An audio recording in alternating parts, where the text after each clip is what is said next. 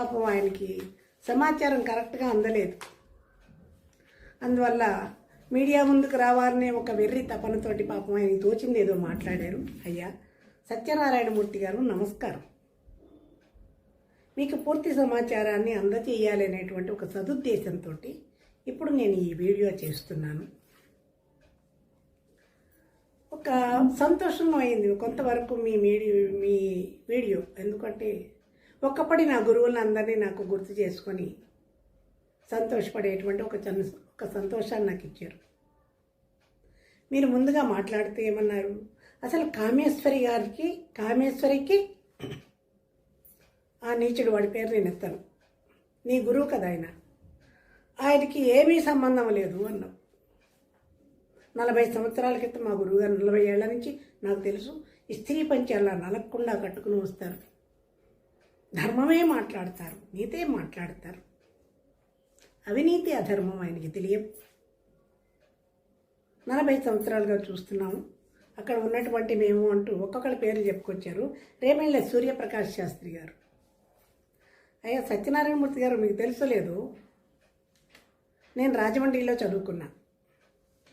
1974లో గౌతమి విద్యాపీఠంలో గౌతమి సంస్కృత కళాశాలలో నేను భాషా ప్రవీణ చదివినప్పుడు రేమయ్య సూర్యప్రకాష్ శాస్త్రి గారు ప్రిన్సిపాల్గా పనిచేస్తున్నారు. గోపాలకృష్ణ గారు నాకు కౌముది చెప్పారు. ఇంకా ప్రబల సుబ్రహ్మణ్యం గారు బాలవ్యాకరణం చాలా అభిమానంగా చెప్పినటువంటి మా గురువు గారు, ఆయనకి శతాధిక వందనాలు.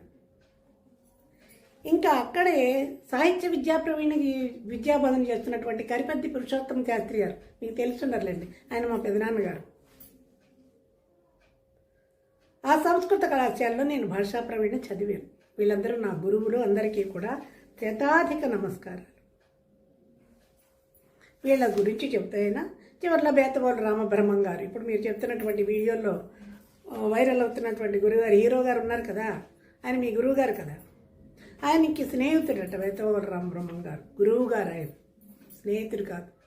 బేతవోలు రామబ్రహ్మం గారు సామాన్య వ్యక్తి కాదు. చేతులెత్తి నమస్కరించవలసినటువంటి సంస్కారం కలిగినటువంటి ఒక వ్యక్తి. నేను ఆయనకి చాలా గౌరవాన్ని ఇస్తాను. వాళ్ళ పిల్లవాడు గుంటూరులో మా విద్యార్థి, మేమిద్దరం అక్కడ పనిచేస్తున్నప్పుడు వాళ్ళ పిల్లలకి మేము విద్యాబోధన చేసాం. బేతవోలు రామబ్రహ్మం గారి కుటుంబంతో మాకు చాలా పరిచయం ఉంది. ఇన్నిటికి మించి ఆయన దేవీ భాగవతాన్ని రచించారు. అది నిరంతరం చదువుతున్నటువంటి నాకు ఆయన పట్ల చాలా చాలా చాలా భక్తిభావం, ఒక గౌరవభావం ఏర్పడి ఆయన మీద ఒక 2 పద్యాలు రాసుకున్నాను. పద్యాలు రాసేటువంటి ఒక అలవాటు నాకు ఎలా వచ్చింది అంటే, ఇప్పుడు మీరు చెప్తున్నటువంటి ఈ వైరల్ హీరో గారు ఉన్నారు కదా, మీ గురువు గారు, ఈయన సాగర ఘోష పద్యాలు 1000 పద్యాలు కాపీ చేసింది నేను. ఈయన జానపద సాహిత్యం మీద చేసినటువంటి పరిశోధనా గ్రంథం A to Z ఇంతలావు పుస్తకాన్ని రాసింది నేను. ఈ పద్యాలు ఇవన్నీ రాయడం వల్ల సరస్వతి కటాక్షం నా మీద ఉండబట్టు మా అమ్మ కూడా కవిత్వం రాసేది. మరి ఆమె నుంచి వచ్చిందో కవిత్వం అనే ఒక లక్షణం నాకు వచ్చి బేతవోలు రామబ్రహ్మం గారు రాసినటువంటి దేవీ భాగవతానికి చాలా సంతోషం అనిపించి ఆయన మీద నేను ఒక 2 పద్యాలు రాసుకున్నాను. అవి ఒకసారి చెప్తాను వినండి. ఎందుకంటే సద్బ్రాహ్మణులు చక్కగా విభూది పెట్టుకొని వచ్చినటువంటి డాక్టర్ సత్యనారాయణ గారు, వినండి. భాగవతము వ్రాసితివి భాగ్యము నీదయ జన్మధన్యమౌ, రాగము భోగమున్ విడిచి రాగిగా నిలిచిన నిన్ను చూచి, విరాగిగా నిలిచిన నిన్ను చూచి, ఈ భోగములేలరాయనడి భావన నిల్చును. భక్తి నింపు ఈ భాగవతము నీకు ఒక భూషణమాయను రామబ్రహ్మమా. పద్యం కాబట్టి రామబ్రహ్మం గారు అనలేకపోయారు.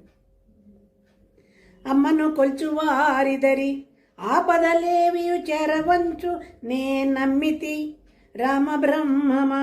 అహో నిల్చును భాగవతమ్మే తేజమయి, కమ్మని భక్తిగాధలిడి కారణ జన్ముడవైతివయ్య, నీకిమ్మని పూర్ణవాయువును, నీకు ఇమ్మని పూర్ణవాయువును ఈశ్వరినెంతయో కోరినానిటన్. ఆయన మీద చాలా గౌరవం ఏర్పడి నేను రాసుకున్నటువంటి 2 పద్యాలు. ఈ పద్యాలు రాసినందుకు నీ గురువు నా బుర్ర తినేశాడు. సంవత్సరాలు నన్ను రాక్షసుల ఏడిపించాడు, రాక్షసుడిలా. ఆయన మీద ఎందుకు రాసావు? నా మీద రాయి. కవిత్వం ఎవడి మీద రాయమంటే వాడి మీదకి రాదు, అది మనసులోంచి రావాలి. ఆయన పట్ల గౌరవం ఉంది, భక్తిభావం ఏర్పడి 2 పద్యాలు ఆయన మీద రాసుకున్నా. నా మీద ఎందుకు రాయట్లేదు అన్నాడు. అప్పుడు నాకు ఈ మహానుభావుడి మీద నాకు రాయాలనిపించలేదు. నాకు అప్పుడు కవిత్వం కూడా రాలేదు. కానీ ఇప్పుడు కోపం వచ్చినప్పుడల్లా ఒక పద్యం రాసుకుంటున్నా. మచ్చుకు 2 పద్యాలు. సత్యనారాయణ శాస్త్రి గారు వినండి. నీతియలేదు దుష్టునికి, మీ గురువు గారి గురించి రాసిన పద్యాలు. నీతియలేదు దుష్టునికి, నీటుగా మాటలు చెప్పునేలను, ఖ్యాతికి ప్రాకులాడు నిల, ఖాతరు చేయడు ఎవ్వనేనియున్, భ్రాతకు చేసే ద్రోహమును. ఈ కథ తర్వాత చెప్తాను.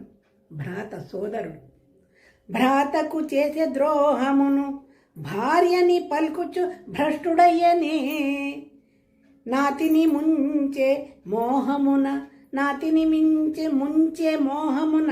నాశనముందడి రోజు వచ్చుగా అన్నప్పుడు అదను వచ్చేగా. ఇప్పుడు అంటున్నా,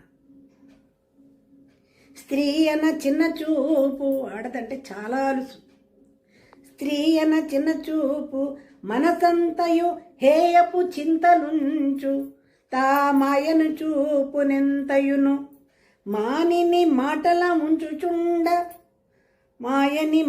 ఉంచుచుండు, ఈ హేయపు భవనంబునకు హేతువు ఏమియో కనరాదుగా. స్త్రీ అంటే చులకన భావన, మాయలో పెట్టేసి స్త్రీలను దగా చేసినటువంటి ఈ వ్యక్తికి ఈ బుద్ధి ఎందుకు వచ్చిందో కారణమే తెలపట్లేదు. మూయగరాదు నోటిని ముయ్యలేకపోతున్నాం. 3 రోజులు ముందు నుండేగా, ఎప్పుడో రాసుకున్న పద్యం ఇది. 3 రోజులు ముందుకొచ్చేగా. ఇప్పుడు అంటున్నా, అహంకారంతో ఆయన రేగిపోయినప్పుడు కవిత్వం నా మీద రాయలేదనే కదా ఇప్పుడే వచ్చింది. మాటయే రాని మానిని మాటల మాయల ఉంచనీతడే. అమాయకత్వాన్ని